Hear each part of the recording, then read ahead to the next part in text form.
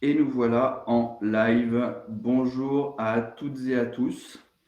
J'espère que vous nous entendez correctement. Petit test technique pour savoir si ma voix et celle de mes co-animateurs, animatrices passent bien.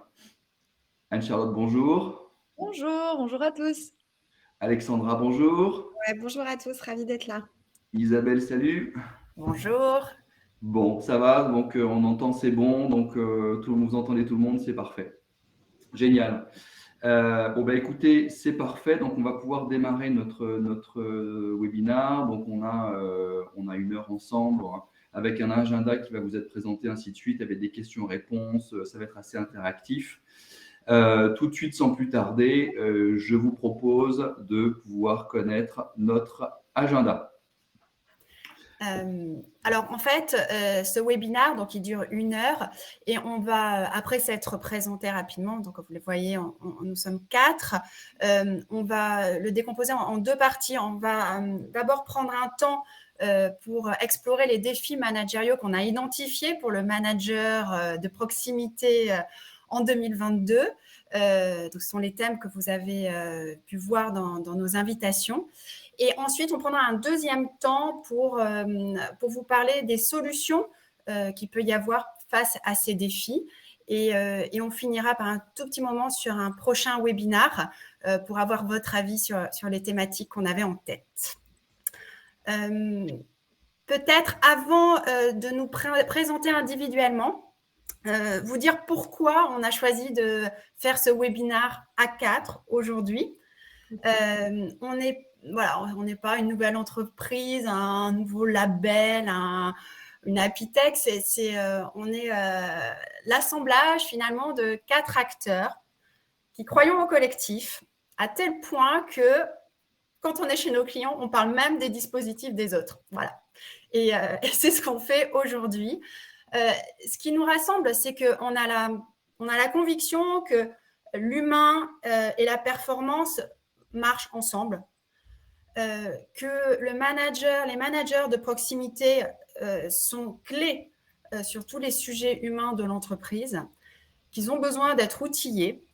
Et nous tous, dans nos activités respectives, on a développé des solutions innovantes et toujours volontairement premium pour favoriser le mieux-être au travail, le mieux travailler ensemble, fédérer les énergies.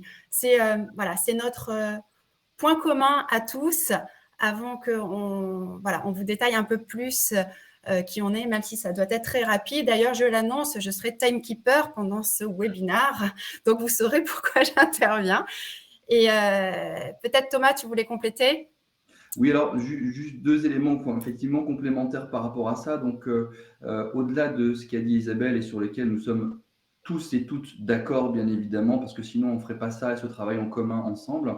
Donc, on n'est pas une association de malfaiteurs ou sur lequel on est tous indépendants. Donc, ce n'est pas une nouvelle société. Donc, ce que vous allez voir, c'est nos propos qu'on partage et ils sont indépendants des uns des autres. Nos solutions sont indépendantes des uns des autres, donc si jamais il y a quelque chose qui vous fait plaisir dans le lot, vous pouvez choisir une à N solutions pour traiter en fonction des enjeux ou des éléments que vous voulez traiter. Donc, nous, on vous apporte cette solidité et ce retour ensemble, ces regards croisés que nous avons pour les raisons qu'on partage. Et puis, on a cette volonté, effectivement, de pouvoir travailler vraiment sur cet axe managérial, de venir en soutien, en outil 360 de vos managers et de vos équipes pour passer justement ces défis. Donc voilà, on s'est dit que à 4, on était plus fort et à 4, on vous donne plus d'éléments pour pouvoir travailler sur vos sujets, vos défis de demain. Du coup, Alexandra, on te laisse la parole. Ouais, alors je suis très heureuse d'être avec vous aujourd'hui. Je suis Alexandra Grossman. Je suis la cofondatrice d'Atsum. Atsum, c'est un dispositif pionnier qui améliore l'engagement du collectif, notamment grâce à la culture. Et moi, avant ça, mon expertise, mon socle, c'est la formation et tout particulièrement la formation à distance. Me revoilà.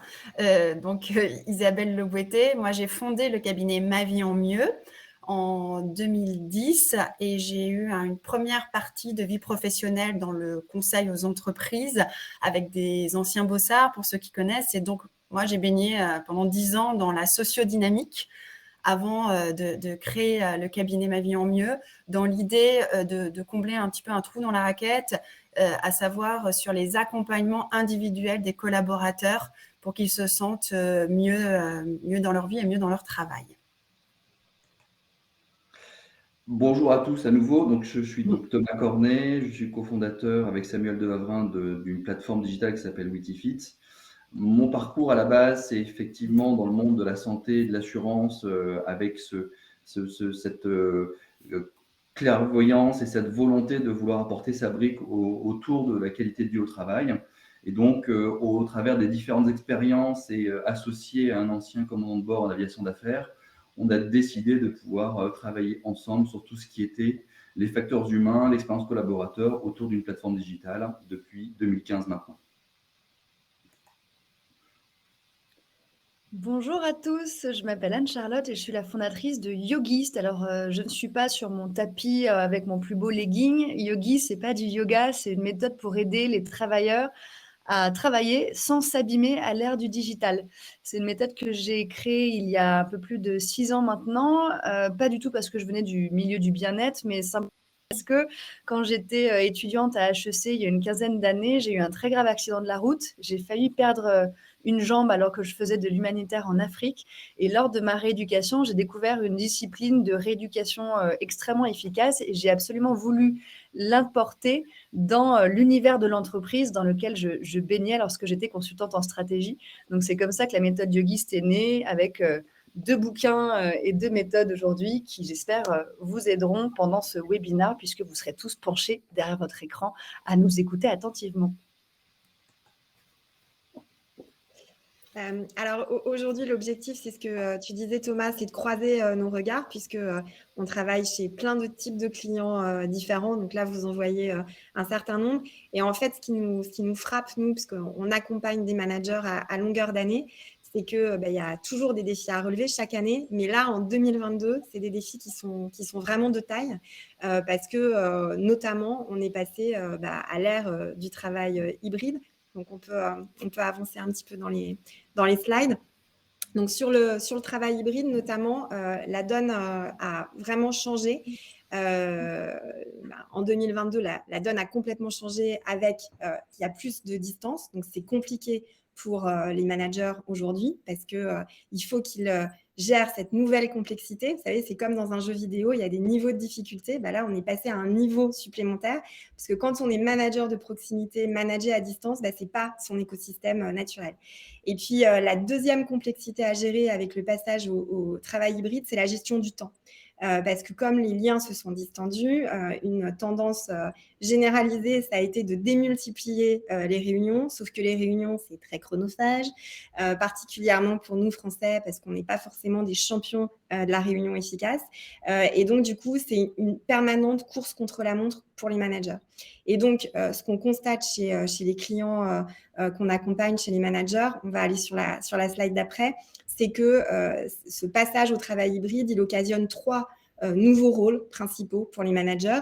Parce que bon, avant le Covid, c'était déjà pas si simple d'être manager. Il fallait fédérer le collectif, il fallait le faire avancer ensemble, il fallait faire tourner la boutique. Mais maintenant, en plus de ça, il faut ambiancer l'équipe.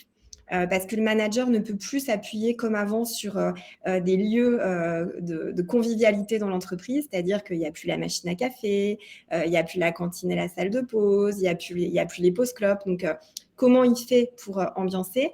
Le deuxième rôle qui est apparu aussi, c'est qu'il doit autonomiser son équipe. On est dans une période super incertaine. Et donc, il faut donner aux équipes des outils pour pouvoir avancer au mieux dans cette période difficile. Et puis, il doit donner du sens. Parce que quand on est dans une période incertaine, c'est très important que les équipes sachent pourquoi elles se lèvent tous les matins. Et ce qui est intéressant quand on regarde ces 3 nouveaux rôles, c'est qu'en fait, il y a systématiquement un dénominateur commun qui est celui de la confiance. Le manager, quand il doit ambiancer son équipe, en fait, il doit créer les conditions de la confiance. On peut aller sur la slide d'après, Thomas, si tu veux. Et quand il autonomise son équipe, ça veut dire qu'il doit faire confiance à son équipe. Et quand il donne du sens à ton équipe, ça revient à donner confiance à son équipe. Et en fait, ce qui est très intéressant là dans la période qu'on vit, et nous on le voit chez nos clients, c'est que ceux qui ont réussi à passer le mieux cette période du Covid, c'est ceux qui ont été le plus rapidement capables de déconnecter le mode de management d'avant, qui était plutôt un mode de management sur le contrôle, pour passer à un mode de management qui est vraiment le management de la confiance. Voilà. Et pour rebondir sur ce que tu viens de présenter, Alexandra, moi, je me suis vraiment rendu compte que le travail hybride, au-delà des enjeux de donner confiance, manager malgré la distance, donnait vraiment un énorme défi aux managers, c'est de prendre soin de ses équipes malgré la distance. Être à distance ne veut pas dire être moins présent, au contraire, on peut prendre soin de ses équipes malgré qu'on soit dispersé parfois partout dans le monde ou partout en France.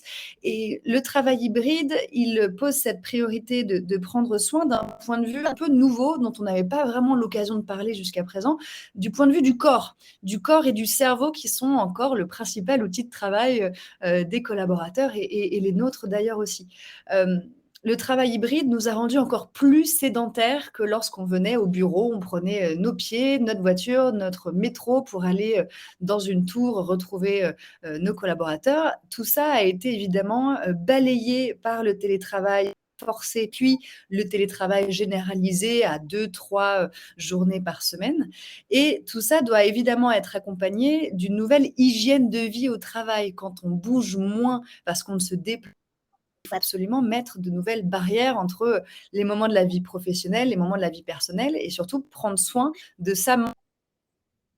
Au slide suivant, nous on s'est rendu compte que la nouvelle épidémie dont souffraient les collaborateurs et contre lesquels les managers, si ce n'est lié au moins les aidants, ce sont les nouveaux troubles musculo-squelettiques, ces tensions musculaires qui deviennent chroniques lorsqu'on est toute la journée sur un écran vissé sur sa chaise sans bouger, et puis surtout les impacts très mentaux de cette sédentarité. Donc on parle de plus en plus aujourd'hui de la fatigue, du stress chronique, des lombalgies, des sciatiques, bref, des choses que vous avez peut-être vous ressenties dans votre corps et dans votre cerveau pendant ces 18 mois de Covid qu'on vient de traverser.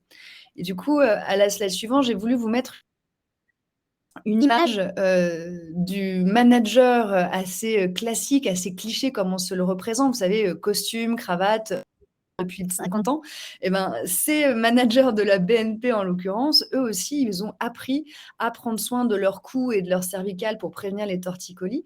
Et finalement, leur but, leur mission, ça va être de prendre soin d'eux pour mieux prendre soin de leurs collaborateurs dans le travail hybride et pour les aider à travailler et à télétravailler sans s'abîmer. Donc, c'est vraiment le défi qu'on vous pose aujourd'hui, de parler du corps et du cerveau au travail pour les accompagner avec ces nouveaux modes de travail hybride. Alors, le deuxième défi qui est aujourd'hui abordé, c'est la notion de l'engagement du collectif. Je pense que c'est effectivement quelque chose qui ressort très souvent, de se dire comment je vais pouvoir travailler avec mes équipes, comment je vais pouvoir les maintenir motivés, en tension, avec tout ce qui se passe aujourd'hui, avec tout ce qui nous traverse, que ce soit des éléments positifs ou moins positifs, et de pouvoir avoir cet engagement. Alors, le principe de base sur lequel on aimerait insister déjà, c'est que cette notion de l'engagement du collectif, un engagement, je lis la phrase, ça ne se décrète pas. C'est-à-dire qu'on ne va pas dire un collectif, je veux que vous soyez engagés. Une notion d'engagement, elle se construit petit à petit dans le temps. Et ça veut dire quoi? Ça veut dire qu'aujourd'hui, on doit pouvoir regarder, on doit pouvoir étudier comment les individus réagissent, et c'est ce qu'on appelle les facteurs humains, comment ils réagissent à un certain nombre de leviers qui sont assez connus aujourd'hui tout de même, sur la notion justement, vous voyez, d'organisation, d'équilibre pro-vie perso, de sens et de valeur, de reconnaissance et d'ambiance. Tout à l'heure, Alexandra parlait d'ambiancer. L'ambiance fait partie effectivement des moteurs de l'engagement. Eh bien, ces éléments-là varient de manière assez forte d'un individu à l'autre. Effectivement, entre Anne-Charlotte, entre Alexandra, entre Isabelle et moi, on n'a pas les mêmes moteurs, nous n'avons pas les mêmes moteurs, nous n'avons pas les mêmes leviers. Et pouvoir les détecter, pouvoir en prendre conscience et nous associer dans un collectif et de voir justement qu'est-ce qui aujourd'hui est un moteur en termes d'engagement, c'est un véritable défi, un véritable sujet qu'ont les entreprises pour pouvoir dire, eh bien, si je veux engager mon collectif, sur quoi j'agis? Quels sont mes leviers? Quels sont mes sujets? Sachant que si je prends dans un même secteur d'activité BP et Total, où on est un même secteur d'activité, l'énergie, sur lequel il n'y a pas, il y a un enjeu d'écologie, sur lequel il n'y a pas d'enjeu d'argent, etc., eh bien, on va avoir des leviers qui vont être différents parce que justement, la culture, le collectif sont des éléments qui sont hyper fondamentaux et sur lesquels il va falloir effectivement construire. Donc ces éléments-là, pouvoir prendre tous ces items, savoir dégager qu'est-ce qui motive, démotive un collaborateur, ensuite l'analyser pour mettre en place les plans d'action, ça va être éminemment important et ça va dépendre de deux choses essentielles, et d'une, le collectif, et de deux, la culture de l'entreprise de chaque entité juridique. Alors effectivement, je te rejoins Thomas, les deux, la culture et le collectif, ils sont étroitement liés parce qu'en fait, quand on veut engager le collectif, il y a deux passages obligés. Le premier passage obligé, c'est qu'il faut souder le collectif et pour ça, le levier le plus puissant aujourd'hui, c'est la culture commune. Et puis, une fois que ce collectif est soudé, ben, il faut après le garder en mouvement en permanence et ça, le meilleur levier pour le faire, c'est l'intelligence collective. Très souvent, on se rend compte chez nos clients qu'il y a une telle impatience à passer à la mise en mouvement permanente qu'on aimerait zapper la phase où on soude le collectif autour de la culture commune. Et en fait, c'est une erreur de faire ça parce que la mise en mouvement, elle ne sera pas suffisamment récurrente, elle ne sera pas forcément suffisamment durable. Donc, pour souder le collectif, le meilleur moyen, c'est le socle culturel commun. Et dans le socle culturel commun, il y a 3 briques principales qu'on peut voir sur la slide suivante. La première, qui est fondamentale, c'est la culture de l'entreprise. C'est vraiment ce qui est l'ADN qu'elle porte, croît et ce qui l'a fait croître aussi au quotidien. C'est vraiment ses forces.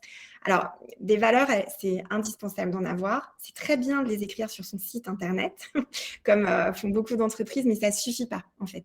Il faut absolument que les valeurs, elles aient une réalité concrète dans la vie des collaborateurs au quotidien et qu'elles résonnent aussi avec leurs motivations profondes, leurs aspirations personnelles. Ça, c'est la première brique. La deuxième brique qui est très importante, c'est l'état d'esprit partagé. Il faut que dans l'entreprise circulent des soft skills partagés. Donc, c'est la curiosité, la capacité à communiquer, la capacité à bien coopérer, la capacité à proposer des idées, ce qu'on appelle la créativité. Et ça, c'est extrêmement fédérateur aussi pour les équipes. Et puis, là où on touche au sublime, c'est quand en plus, il y a des références culturelles communes, mais des références culturelles qui sont extérieures à la boîte. Là, on est vraiment sur de la culture G. C'est là où on se découvre des affinités communes avec des collègues. Et on a encore plus envie de se lever tous les matins, on l'a tous vécu, pour les retrouver et puis pour faire des choses ensemble. Voilà. Donc, il y a déjà ce travail de souder autour du socle culturel commun. Et après, donc, c'est ce qu'on voit sur la slide suivante.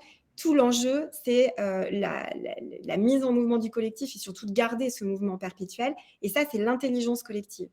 Et pour le faire, ce qui est important, c'est de questionner les équipes et pas seulement avec du quand et du combien, c'est plutôt avec du pourquoi et du comment, parce que ça permet aux équipes de proposer de nouvelles idées et d'améliorer en continu leur manière de travailler. Et ça, en soi, c'est une transformation. Alors, une fois qu'on a passé le travail hybride, qui est déjà un beau petit morceau, une fois qu'on a passé l'engagement des collaborateurs, qui est le deuxième morceau, on a le troisième morceau qui arrive, qui est le sujet des transformations. On est aujourd'hui dans une ère où cette notion de transformation s'est clairement accélérée. Déjà, au niveau de nos ères, on est à l'ère du digital. Le digital, c'est quelque chose qui nous frappe depuis un certain temps. Je pense qu'aujourd'hui, tout le monde est d'accord pour dire que c'est plus une vague, c'est quelque chose qui nous a submergés, dans lequel on intègre aujourd'hui de plus en plus de processus digitaux et donc il faut pouvoir les faire vivre, et finalement que ce digital n'a jamais eu autant besoin d'humains. Donc ça, c'est un élément hyper important, et qui est une condition quasiment sine qua non aujourd'hui pour survivre dans un environnement économique qui est actif, vibrant, qui se modifie en permanence, et ainsi de suite. Et puis les transformations, on en a de niveau sociétal. On a une petite Covid qui arrive et qui, pour le coup, frappe bien évidemment l'organisation du travail, le sens qu'on peut y mettre, et ainsi de suite. Et donc, on voit bien qu'aujourd'hui, ces éléments-là, on est en permanence frappé par des éléments de transformation. Et finalement, le film de Tavernier, La vie n'est pas un long fleuve tranquille, c'est vraiment ça. C'est-à-dire qu'aujourd'hui, régulièrement, on a des éléments qui viennent percuter aujourd'hui les collaborateurs, l'effectif. Ça vient dans un sens positif ou moins positif nous ébranler. Et il faut toujours faire face à ces éléments-là. Et dans ces enjeux de transformation-là, il y a un élément qui est fondamental aujourd'hui, c'est de pouvoir avoir un alignement entre la stratégie de ce pourquoi on se transforme et la réalisation du terrain. Et je ne parle pas là d'un enjeu business. Cet enjeu business, il va être effectivement piloté par ailleurs, il va être piloté par des indicateurs économiques sur une performance, sur un rendu, sur un livrable, etc. Là, ce dont je parle, c'est de pouvoir aujourd'hui s'assurer que le collectif humain soit bien derrière la vision de l'entreprise, puisse la partager, l'emmener, la réaliser, quitte à ce que pour le coup, ces objectifs qui vont évoluer de manière un peu incrémentale au fil du temps, puissent effectivement prendre corps. Et que cette notion de transformation, elle ne soit pas juste le vœu pieux d'un dirigeant, mais qu'elle soit bien incarnée, adhérée et qu'elle soit portée par le collectif qui y trouve justement un intérêt, un véhicule, un moteur, un apport, un intérêt, etc. Et donc, pour pouvoir intégrer cette notion de transformation, puisque cette notion du changement de Big Bang, nous n'y croyons pas aujourd'hui, c'est quelque chose sur lequel une méthode collective et incrémentale devient un véritable levier de succès. C'est-à-dire que embarquer le collectif, tel qu'on l'abordait tout à l'heure avec Alexandra, le fait de pouvoir embarquer le plus grand nombre dans des sujets de transformation, donner la capacité de pouvoir s'impliquer dans cette transformation et de pouvoir évoluer de manière incrémentale, c'est-à-dire petit à petit, et construire petit à petit cette nouvelle pyramide qui va nous permettre d'atteindre cet alignement, c'est quelque chose qui est aujourd'hui excessivement fondamental. Et donc, dans ce constat de multiplication des transformations, où en plus on peut en avoir plusieurs en parallèle, il est impératif de pouvoir écouter son capital humain et voir dans quelle mesure il réagit positivement, le plus positivement possible, à ce sujet de transformation qui est, je le rappelle, derrière une ambition de la stratégie, de l'évolution de la stratégie d'entreprise pour atteindre ces business. Donc ces transformations, c'est un nouveau défi auquel les RH sont confrontés, de manière à pouvoir travailler sur cet alignement et dans une méthode incrémentale, pouvoir s'assurer que le collectif suit la réalisation et les ambitions de l'entreprise. Merci. En effet, je vais prendre la suite. En fait, toutes ces transformations, on a vu, elles impactent la vie professionnelle, elles impactent également la vie personnelle. Et en fait, nous, ce qu'on constate aujourd'hui dans les entreprises dans lesquelles on travaille, c'est que pour justement embarquer le collectif, un des sujets concerne, enfin, c'est une grille de lecture qui fonctionne assez bien, c'est la notion d'estime de soi. En fait, quand il y a beaucoup de changements, on a tendance à perdre en estime de soi. Et il faut savoir que l'estime de soi, c'est un concept, une grille de lecture en fait, qui a été développée par Will Schutz il y a un petit moment maintenant, s'appuie sur 3 besoins fondamentaux qu'on peut avoir. C'est se sentir important, se sentir compétent et se sentir sympathique. Et se sentir important, c'est avoir un avis qui compte, qui est pris en compte dans l'entreprise. Se sentir compétent, c'est arriver à faire ce qu'on nous demande de faire. Oh, pas encore. Et se sentir sympathique, c'est faire partie d'une équipe, avoir ce sentiment d'appartenance. Et en fait, qu'est-ce qui se passe quand ça bouge beaucoup? Vous le savez, vous les en vivez tout le temps, des transformations, des changements. Ben, on n'a pas le temps. le fait d'aider des collaborateurs à se sentir importants, ça suppose de prendre du temps avec eux, de prendre du temps pour co-construire, pour réexpliquer justement le pourquoi, pour travailler sur des fondamentaux avec l'équipe. Se sentir compétent, ça suppose de prendre le temps de bien cadrer les rôles et responsabilités, hein, ce n'est pas toujours le cas. Ça suppose de faire des feedbacks, d'être capable de valoriser des succès. Et on voit que ces deux premiers besoins, assez souvent, c'est ceux qui sont le moins bien remplis quelque part dans l'entreprise, dans des périodes de transformation, sachant que le troisième peut arriver qu'il ne le soit pas quand on change d'équipe, par exemple, et qu'on a perdu nos repères.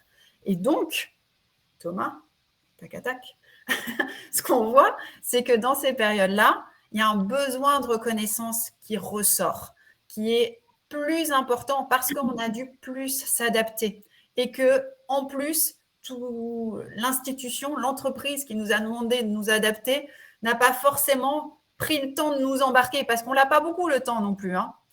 Et là, dernier point, justement, on se retrouve, l'entreprise, l'institution, elle fonctionne avec sa ligne managériale, ce sont les managers et au bout du bout, les managers de proximité qui permettent d'accompagner le changement.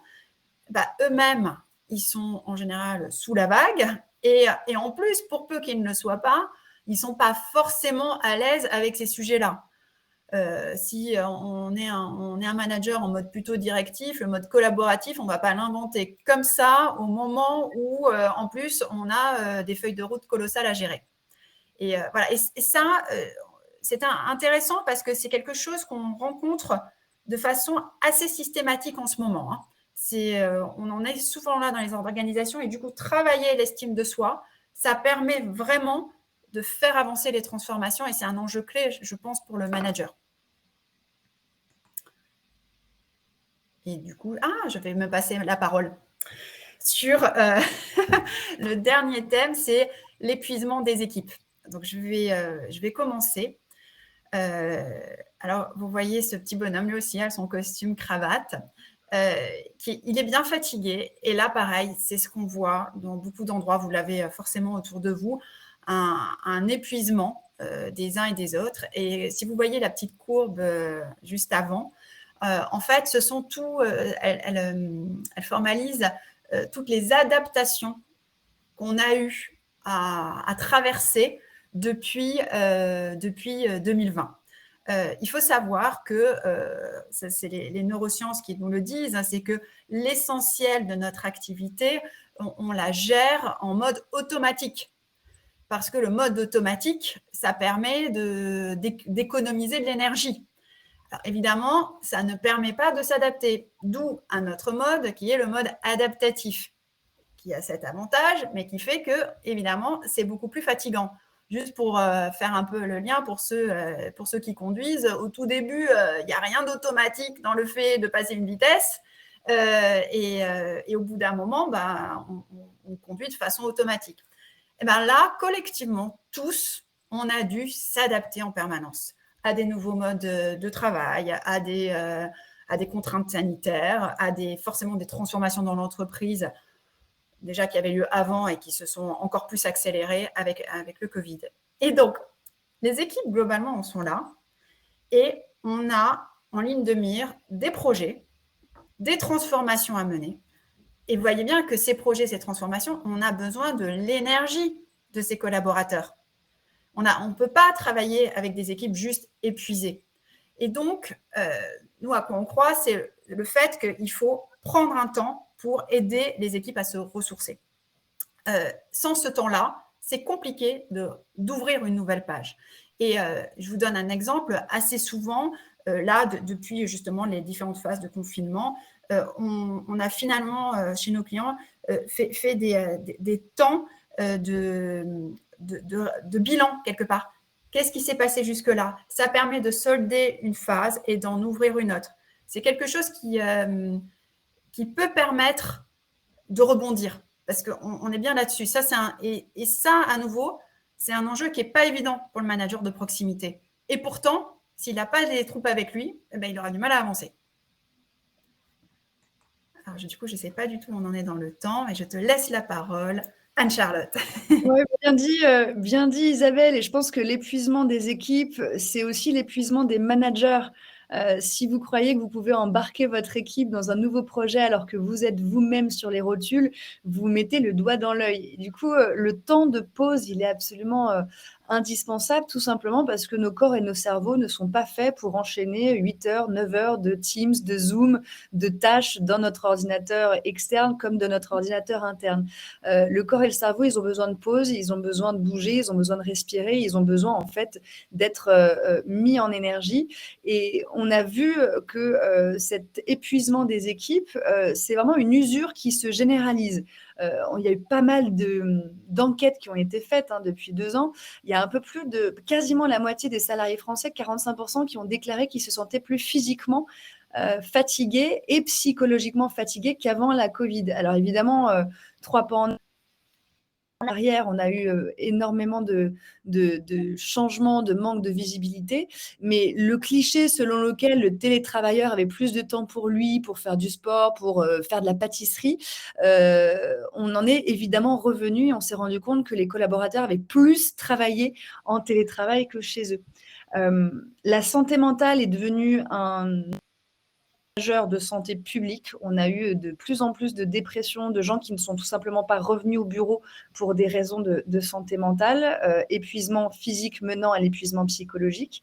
Et nous, de manière très concrète, avec Yogist, on a interrogé la santé du corps des travailleurs et des télétravailleurs, et 70% des collaborateurs qui avaient déjà un métier sédentaire, avant, dans leur beau bureau avec un fauteuil ergonomique et puis un espace de travail magnifiquement aménagés, ont déclaré que pour 70% d'entre eux, les tensions musculaires et la fatigue étaient plus intenses quand ils travaillaient chez eux que lorsqu'ils étaient au bureau. Et du coup, au slide suivant, on s'est rendu compte que prendre soin des équipes pour prévenir ou soulager l'épuisement, c'était un processus en il faut d'abord que le manager prenne soin de lui, de sa propre santé, de sa propre performance, pour ensuite devenir un agent de l'énergie et de la santé de ses équipes. Et je crois que cette période de travail hybride et de Covid nous fournissent une opportunité incroyable de faire de la santé au travail un vrai levier de management et pas juste un truc qu'on laisse à la gestion des infirmières ou de la direction RSE, mais que ça doit vraiment devenir un win-win à la fois pour l'entreprise et pour le collaborateur, à la fois pour le manager qui prend soin de lui et pour ses équipes à qui il va pouvoir diffuser les bonnes pratiques et les bonnes techniques. Et c'est pour ça que je pense que quand on parle d'épuisement des équipes, il faut d'abord se regarder soit dans un miroir, prendre soin d'abord de soi, de sa propre performance, parce qu'on est en première ligne quand on est un manager, et ensuite de pouvoir passer ces messages sans être un obstacle, sans regarder avec méfiance le collaborateur qui prend le temps d'aller faire du sport à la pause déjeuner ou qui se déconnecte pour faire une pause parce qu'il en a besoin. C'est tout simplement, à mon avis, un investissement et un gage de performance sur le long terme. Merci. Parfait. Donc, dans notre exposé, ce qu'on voulait faire, c'était effectivement réunir ces 4 défis qui nous semblaient être des défis majeurs pour 2022 aussi. C'est-à-dire qu'on les a vus quand même déjà poindre sur 2021, mais ils sont toujours là et ils se renforcent sur 2022. Et comme vous le savez, comme on vous le disait au début, on a aujourd'hui 4 entités indépendantes. On a développé des offres sur le sujet. On a un certain nombre de clients, vous l'avez vu. Si on est toujours là, c'est qu'a priori, ça plaît et que c'est utile. Donc, c'est aussi pour nous une assez grande fierté de pouvoir dire que ce qu'on a mis en place a eu un intérêt pour nos clients. Et donc, l'objectif aussi, c'est de vous donner un peu quelques pistes de ce qui existe. En tout cas, ça vous met un peu la puce à l'oreille sur ce qui est potentiellement faisable. Et si effectivement, ça nourrit vos réflexions, vos défis, vos priorités, eh bien, nous serons là, bien évidemment, pour y répondre. Et peut-être juste avant de démarrer, Thomas, alors forcément, là, on a un temps très court, donc ça va être frustrant et pour vous et pour nous. Peut-être encore plus, je ne sais pas. Mais en tout cas, vous avez toujours la petite fenêtre de chat. Donc, n'hésitez pas, on verra comment on peut y répondre en fin de séance. Et de toute façon, hein, ce qu'on vous disait, on prévoira d'autres webinaires. Là, c'est vraiment pour vous donner quelques idées de ce qu'on peut faire. Ouais, exactement. Donc ça veut dire, de façon très polie de la part d'Isabelle me concernant, fais vite Thomas, tu as 2 minutes. Donc c'est clair, le message est passé, j'y vais. Bon, alors dans la partie des outils. Donc comme on vous le disait, côté Witifit, on a développé une plateforme digitale qui va, pour faire simple, et d'une, capter des ressentis. J'insiste bien sur la notion de ressenti, c'est-à-dire ce sont les drivers de vos collaborateurs. Donc on va capter de manière individuelle ces ressentis et on va les objectiver de manière justement à vous permettre d'identifier les leviers d'engagement, de satisfaction, de transformation, qu'est-ce qui aujourd'hui satisfait, insatisfait vos collaborateurs, pour vous permettre de manière prioritaire d'agir. C'est-à-dire que derrière, il y a un certain nombre, il y a des cartographies qui sont disponibles, vous verrez potentiellement plus ou moins de points rouges sur ces éléments-là. Le but du jeu, ce n'est pas de sortir un plan Marshall, mais c'est d'agir petit à petit et de construire de manière incrémentale ce sujet-là. L'intérêt de cette plateforme-là, c'est de pouvoir centraliser autour d'un certain nombre d'indicateurs. Donc, on sait qu'on peut piloter aujourd'hui l'engagement, on peut piloter ou construire l'engagement, la satisfaction au travail, la gestion du stress, des projets de transfo, des projets de smart working, des projets de fusion, des projets de transformation. C'est des éléments qu'on fait avec nos clients et ça permet de mettre en cohérence tous ces éléments-là et de vous donner justement cette data. Alors, de manière très rapide, puisque j'ai que 2 minutes, le but du jeu, c'est que cette captation qu'on a développée avec le CHU Clermont-Ferrand, on a voulu apporter un apport très scientifique à ces éléments-là. C'est effectivement de pouvoir, dans une boucle très vertueuse, de pouvoir, et d'une, capter, de deux, analyser justement les causes et les leviers justement de l'engagement pour permettre de le construire. Je rappelle qu'il ne se déclare pas, il se construit. Donc, obtenez à la maille de chacune de vos équipes les bons leviers de construction de l'engagement. Une fois de plus, rappelez-vous, ce qui marche dans une équipe ne marchera pas forcément dans une autre parce que son ADN, sa construction ne sera pas la même. D'innover, c'est-à-dire de permettre à un moment donné aussi de donner la capacité aux collaborateurs de proposer des solutions, des idées associées à ces thèmes-là. Écoutez le terrain, soyez bottom-up et puis top-down dans cette pratique-là et donc intégrer effectivement cette notion du collectif par rapport à ça. Agissez, c'est-à-dire que transformez justement ces analyses et ces idées en action directement dans la plateforme de manière à pouvoir, et d'une, communiquer, deux, la rendre visible, trois, mesurer l'impact de votre action. Vous avez décidé à un moment donné de travailler sur un élément de culture, un élément physique, un élément de feedback et ainsi de suite. Vous voulez savoir dans quelle mesure ça a apporté du mieux ou du moins bien à vos collaborateurs. Eh bien, c'est la dernière boucle qui est l'évaluation, une fois de plus collective, et c'est le terrain qui vous dira si effectivement ça a apporté quelque chose. Donc, quitte à effectivement à pouvoir travailler, regardez bien quels en sont les sujets, intégrez cette notion d'idéation, mettez en place ces actions et mesurez-les, c'est vital. Le but du jeu, c'est quoi? Moi, je l'ai déjà dit, c'est de pouvoir intégrer justement ces éléments, ces différents éléments de capital humain et de pouvoir piloter cette notion de capital humain. Votre collectif, c'est un capital humain. Il est subdivisé en plusieurs capitals humains. Donc, aujourd'hui, cette expérience collaborateur, la façon dont ils vont vivre les choses, c'est méga important pour vous. Ça va justement vous permettre de faciliter vos transfos, ça va vous permettre de faciliter, de construire cet engagement. Ça va permettre effectivement de savoir si ce travail hybride, qui est une nouvelle expérience collaborateur, comment elle est vécue, qu'est-ce qu'elle apporte en termes de performance, en termes de confort, en termes d'organisation, d'outils, etc. Et de pouvoir justement utiliser en termes de détection les bons leviers et faire en sorte que ces transformations, comme on le disait tout à l'heure, ce ne soit pas un vain mot. On n'engage pas des transformations pour se faire plaisir, on engage des transformations pour faire mieux et donc à un moment donné associer bien évidemment cette notion d'humain pour pouvoir capitaliser dessus. Au dernier élément, ça, bon, c'est nos clients, on en a d'autres, etc. Je passe la parole, bien évidemment, à Atsu. Alors, nous aussi, l'humain est au cœur. Hein. Atsoum, c'est un dispositif pionnier qui permet d'améliorer l'engagement des équipes pour leur permettre de toujours mieux avancer ensemble. Et pour ça, on s'appuie notamment sur la culture.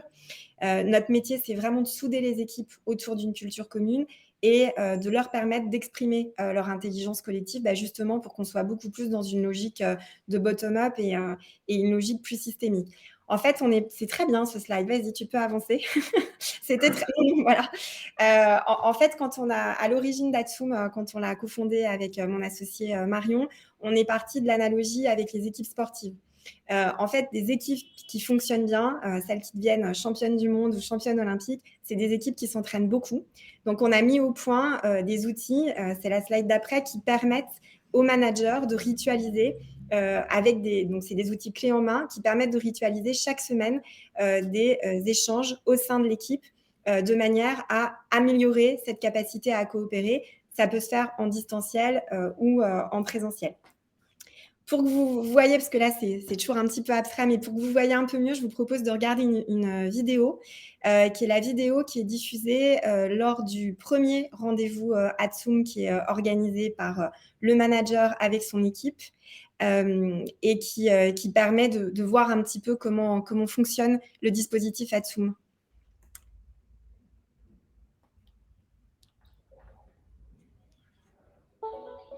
Bonjour à toutes et à Alors, tous et on ne voit pas bienvenue la vidéo. Moi, je ne vois pas la vidéo. au rendez-vous Atsum en équipe.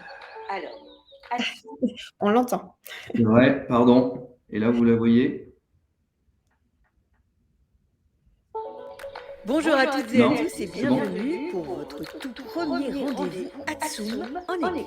Alors, Atsum, c'est quoi? Un anti-secteur très bien, on est d'accord. Mais c'est aussi et surtout un dispositif spécialement conçu pour vous aider à toujours mieux avancer ensemble et ce, quels que soient les aléas du direct. Concrètement, pendant 3 mois, chaque semaine, avec votre équipe, vous allez ouvrir vos horizons en faisant le plein de culture, échanger sur des sujets que vous n'auriez jamais imaginés et même jouer ensemble. Chaque semaine, vous aurez en effet un rendez-vous Atsum de 30 minutes avec un podcast vidéo inspirant qui s'appelle un pop flash, un quiz qui décoiffe et des sujets de conversation inédits. L'occasion pour vous de faire une pause tous ensemble, lors de laquelle vous pourrez maintenir le lien, même à distance, prendre du recul par rapport à votre travail quotidien et faire des petits pas concrets pour améliorer votre fonctionnement d'équipe. Et là, on compte sur vous pour être tous au taquet. Parce qu'à la fin de chaque mois, il y aura aussi des jeux d'intelligence collective. D'abord, pour le mois 1 et le mois 2, au sein de votre équipe. Puis, à la fin du mois 3, c'est un challenge inter-équipe qui vous attend. Mais chut, on ne vous en dit pas plus pour l'instant. À présent, il est temps de vous laisser surprendre par Atsum et de regarder votre tout premier Pop Flash. Toute l'équipe Atsum vous souhaite un très beau premier rendez-vous tous ensemble. À bientôt!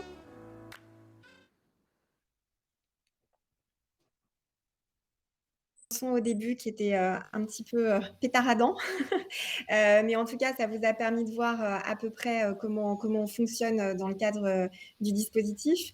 Les bénéfices principaux sur le bénéfice, ça permet de renforcer les liens, ça permet aussi de progresser sur les soft skills par imprégnation et de manière collective dans l'équipe. Et puis, ça permet aussi de s'améliorer en continu. Donc, aujourd'hui, on déploie sur quel type de clients? Donc, on va de la start-up jusqu'au grand groupe et sur différents types de périmètres managériaux. Ça peut être au sein d'une équipe, de plusieurs équipes. Ça peut être des équipes fonctionnelles, ça peut être des équipes projets. Et on déploie aussi à l'échelle de toute une entreprise. Et on peut le faire aussi bien en français qu'en anglais.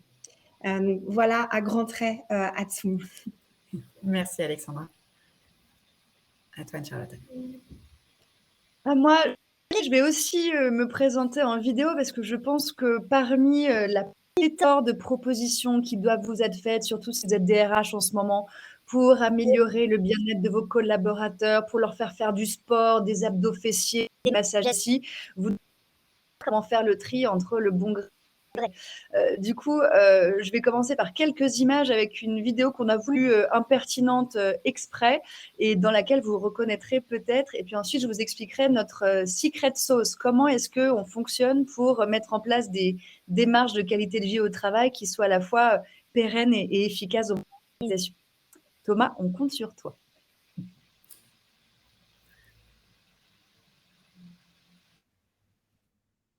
On ne voit plus l'écran.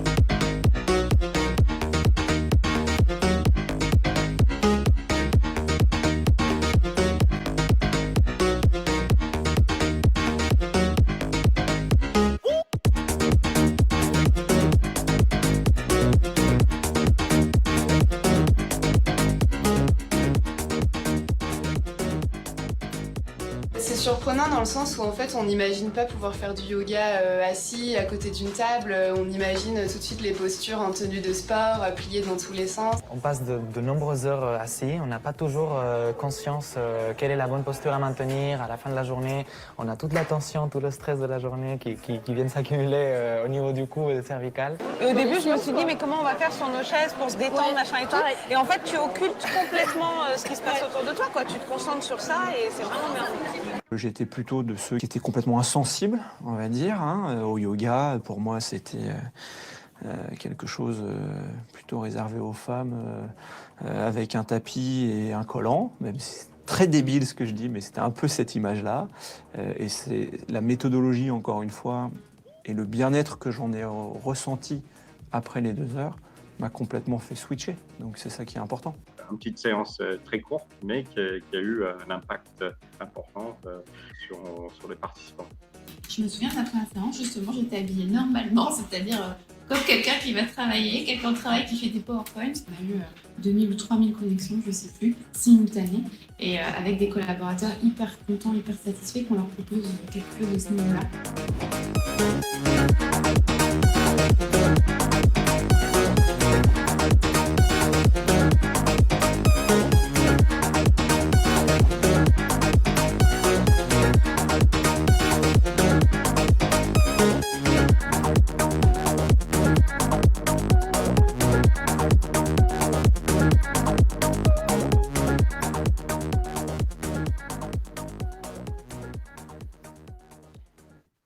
Merci Thomas, et je crois qu'il y en a certains d'entre vous qui ont battu la mesure. Moi, je t'ai vu, Alexandra, Jocelyne a fait sauter son ballon sur lequel elle est assise. C'est parfait, c'est ce qu'on veut. On ne veut pas vous...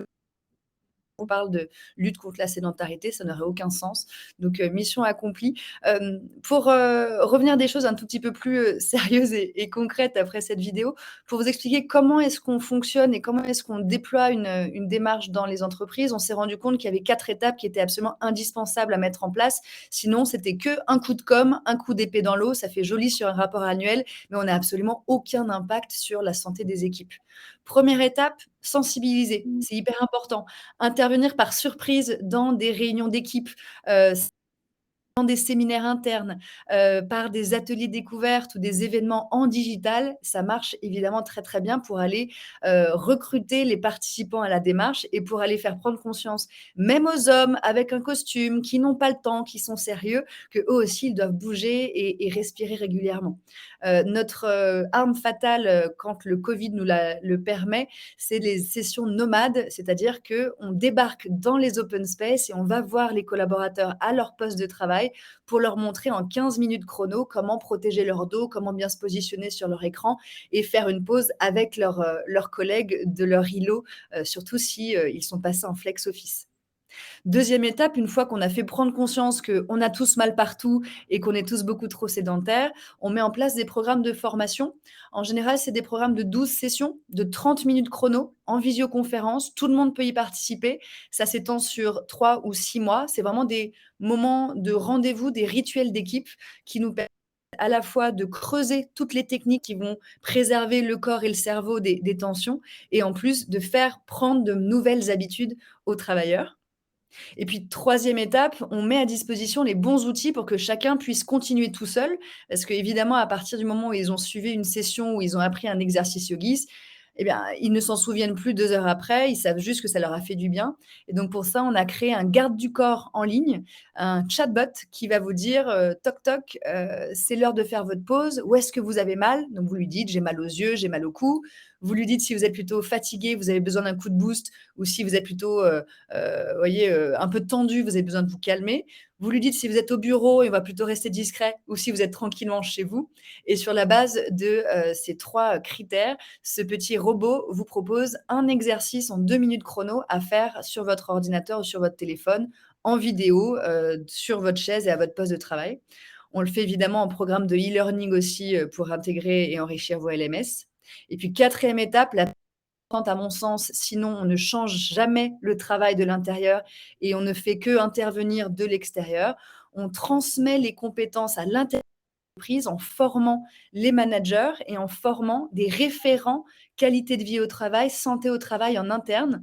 On a un organisme de formation éligible au CPF qui permet à vos collaborateurs ou à vous, RH si vous le souhaitez, d'obtenir votre diplôme de prévention du stress et des tensions au milieu professionnel et ensuite d'aller prendre votre bâton de pèlerin et d'aller vous-même diffuser ces bonnes pratiques au sein de vos équipes, au sein de vos ateliers, de vos usines ou de vos open space ou même en visioconférence si vous êtes encore en hybride et à distance. Merci Anne-Charlotte. Et je vais terminer donc avec Ma vie en mieux. Donc, nous, je vais vous dire un peu plus qui on est, mais déjà, il faut savoir que ce cabinet, il part de conviction. J'en parlais un tout petit peu au début du webinaire. C'est que la sérénité et la motivation des équipes vont avec la performance. Deuxième élément, page suivante. Les sujets humains, ce n'est pas évident pour l'entreprise à gérer. Il ne suffit pas de faire des brown papers, pour imaginer comment faire. Et en plus, sur certains sujets, l'entreprise n'est pas forcément légitime pour y aller. Donc, on sait qu'on a ce sujet de progresser dans le mieux travailler ensemble, de se sentir mieux, mais on n'est pas forcément, les managers et les RH ne sont pas forcément à l'aise pour avancer dessus. Et la troisième conviction, et là, chacun de notre côté, on est tous sur les petits pas, et c'est là qu'on se rejoint, c'est qu'il n'y a pas la solution miracle qui existe quelque part. Il n'y a pas le guide du bon manager pour avoir une équipe en super forme et super performante. Il faut expérimenter au vu de notre situation, de ce qu'on est capable de faire en tant que manager, de ce qu'on se sent faire. Et pour ça, il n'y a rien de tel qu'un petit pas après l'autre. Pour vous dire qui on est, donc en fait, Ma vie en mieux, c'est l'association de plusieurs profils. Profil consultant, que je connais bien, mais également des coachs et des psychologues, parce que ce sont ces expertises complémentaires qui permettent de faire bouger les choses autrement dans l'entreprise. Et en fait, Ma vie en mieux est née avec la naissance de dispositifs novateurs en termes, comme je vous le disais tout à l'heure, d'accompagnement individuel. Et donc, nous, on travaille plutôt pour des grands groupes. Depuis, il y en a une partie et avec une confiance renouvelée chaque année dont on est très fiers. Donc, si on va sur la page d'après, je vais juste vous parler de 2 offres. Donc, la première, c'est le coup de pouce aux managers. Comme je vous le disais, on constate que les managers ne sont pas forcément à l'aise, mais ils voient en général, aujourd'hui, c'est à peu près acquis, un manager voit bien quand il y a quelque chose qui ne va pas dans son équipe, il voit bien s'il y a une tension, quelque chose, une situation compliquée à débloquer. Ça, il le perçoit. Maintenant, de plus en plus, on est sur justement des questions de baromètre et on sait que, par exemple, dans notre équipe, il y a un niveau de stress important, qu'il y a un besoin de reconnaissance. OK, on sait, mais on fait comment? C'est le comment, la question. Et donc, nous, ce qu'on propose, c'est un outil. Tu peux aller sur la page suivante, Thomas. C'est ce qu'on appelle le pack Ma vie d'équipe en mieux. Donc, l'objectif, c'est d'aider un manager à faire les premiers petits pas pour le mieux-être de son équipe ou pour débloquer une situation qu'il a chez lui. Et la particularité de ce pack, c'est que, alors, il est en un format très court, 4 heures, c'est de type coaching, même si on met un psychologue dans les équipes possibles, c'est-à-dire il y a 4 profils, on peut choisir parmi 3 coachs et un psychologue, et il n'y a pas de tripartite, donc il n'y a pas de briefing du N+1 ou du RH, on donne cet outil à un manager qui a envie d'avancer sur ce sujet-là, qui a conscience qu'il a besoin d'avancer, mais il ne sait pas comment s'y prendre. Et finalement, les bénéfices, c'est quoi? C'est que déjà, il avance sur sa situation. Il voit aussi qu'il peut avoir des postures différentes. Et finalement, ça le construit dans le développement professionnel qu'on voit un petit peu partout aujourd'hui dans les entreprises, où on demande justement aux managers d'être plus à l'écoute, plus leader et plus accompagnant, mais sans forcément les accompagner sur le comment et au rythme où ils en ont besoin, eux. Et deuxième et dernière offre que je vous présente aujourd'hui, c'est le coup de pouce aux salariés. Il arrive. Thomas? Ouais. Donc là, ce format-là, pour le coup, il est vraiment à l'origine même de Ma vie en mieux, puisqu'il existe depuis 2010, est parti du constat que la vie pro et la vie perso sont complètement imbriquées. Et à la fois, l'entreprise, elle a tout intérêt à ce que son salarié se sente mieux pour qu'il travaille mieux, tout simplement, salarié ou manager, hein, ça marche aussi. Et ma foi, c'est pas forcément que finalement que le sujet de la personne soit pro ou perso, si elle va mieux, tout le monde est gagnant. Alors, évidemment, ce constat est démultiplié en période Covid. Et finalement, ce qu'on propose, ce sont des packs, donc cette fois Ma vie en mieux, pour avancer sur son sujet de préoccupation, qu'il soit pro ou perso, 4 heures par téléphone, le choix entre 4 profils, 2 psy, 2 coachs. Voilà, j'ai tout dit, presque. On a terminé notre partie sur la présentation express de ce qu'on peut faire. On va juste vous présenter, vous dire, voilà, je vais vous redire que donc on a prévu d'organiser plusieurs webinars dans l'année. On va commencer par avril. On s'est dit avril était une bonne date. Et on voulait vous solliciter pour choisir le thème. Donc, en fait, on s'est dit que chacun des thèmes qu'on a parcourus aujourd'hui mérite un temps d'arrêt en tant que tel. Les 4 thèmes qu'on vous propose, c'est comment mieux travailler en mode hybride, quelles clés pour construire un engagement collectif, comment réussir les grandes transformations de demain et quelles solutions pour prévenir l'épuisement des équipes et les RPS. Normalement, si vous ouvrez votre espace de chat, c'est ça? Non, c'est pas ça. C'est pas l'espace de chat, c'est juste en dessous. Vous voyez, normalement, il y a un petit onglet violet qui s'appelle sondage. Si vous cliquez dessus, vous pouvez le remplir. Est-ce que ça fonctionne? Bon, on vous laisse le remplir. Attendez, je ne sais pas si...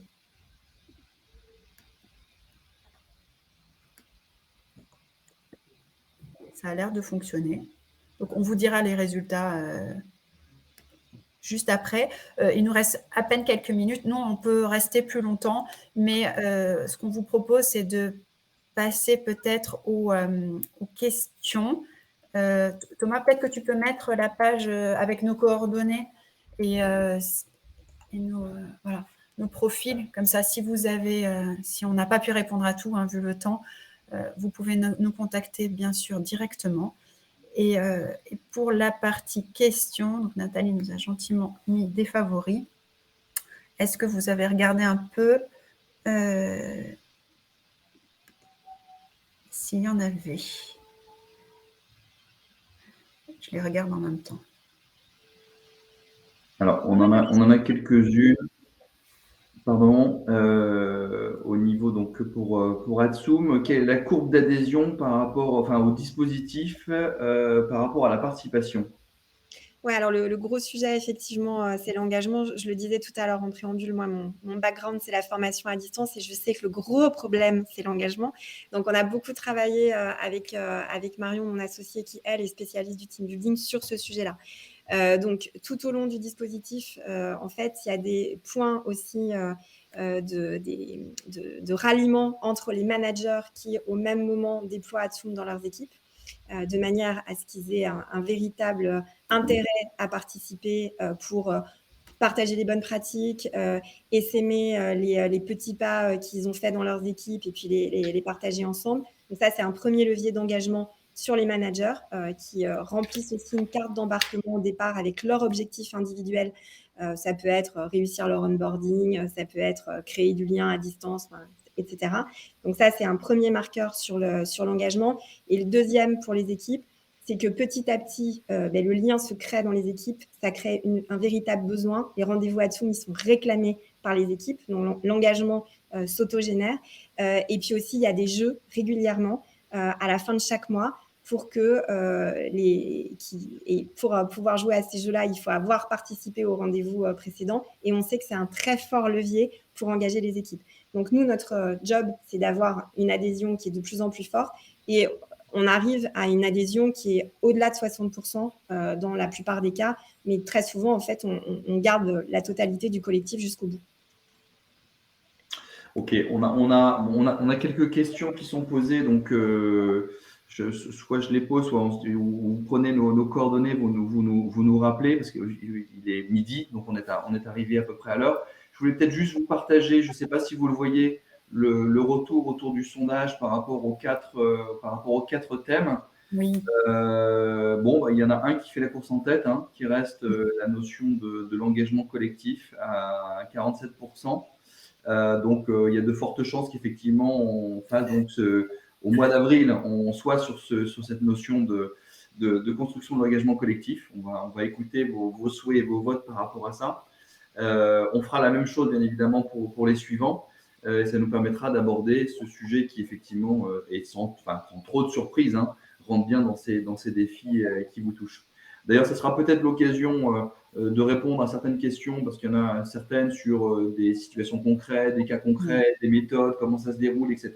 Ça sera l'occasion d'y venir. C'est vrai que de parler des soft skills, parce que je vois qu'il y a des questions sur les soft skills aussi. De parler des soft skills également. C'est des sujets qui sont un peu touffus et on ne voudrait pas les bâcler dans les 1 ou 2 minutes qui nous restent par rapport à ce sujet. Donc, je préfère, donc je vais commencer, puisque je voyais que la parité est respectée dans ce groupe, hein, donc c'est génial. Je vais prendre la phrase en premier. Donc, c'est une première initiative qu'on a réussi tous les 4. Je suis assez fier qu'on a réussi à faire ça. Vous dire merci parce qu'on a eu quand même pas mal d'adhésions par rapport à ce sujet. Un gros merci à toutes les équipes qui sont derrière et qui ont aidé à l'organisation, bien évidemment, de ce webinaire, parce que ça ne se fait pas sans elles ni eux, donc c'était hyper important. Et puis, je laisse la suite à mes co-animatrices. Merci beaucoup, merci à tous et à très bientôt. Ouais, merci à tous. Ravi de bientôt parler de l'engagement du collectif. Ouais. De nouveau. Anne-Charlotte, un petit mot de la fin.